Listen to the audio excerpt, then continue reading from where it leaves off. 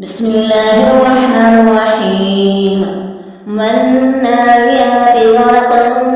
والناشطات نشطا والسابحات سبحا فالسابقات سبقا فالمدبرات أمرا يوم ترجف الراجفة تتبعها الرادفة قلوب يومئذ واجفة أبصارها خاشعة يقولون إنا لمردودون في الحافلة أئذا كنا عظاما نخرة قالوا تلك إذا كرة خاسرة فإنما هي زجرة واحدة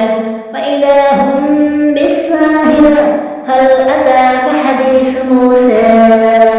إذ ناداه ربه بالوادي المقدس طوى اذهب إلى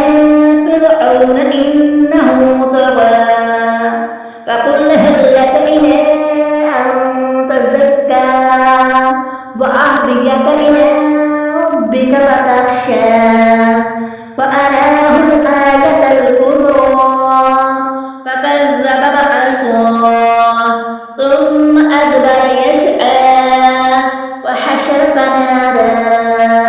فقال أنا ربكم الأعلى فهدى الله نكال الآخرة والأولى إن في ذلك لعبرة لمن يخشى أأنتم أشد خلقا أم السماء بناها رفع سمكها فسواها وأغطش ليلها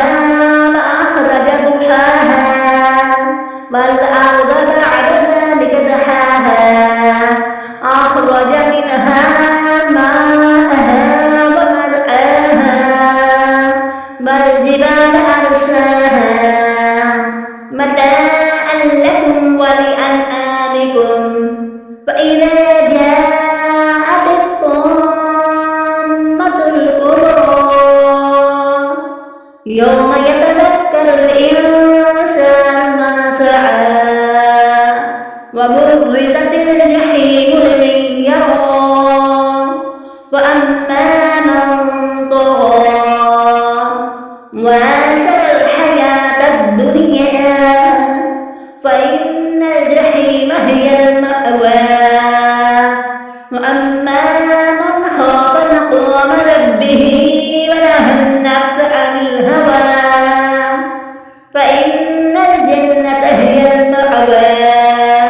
يسألونك عن الساعة أيان مرساها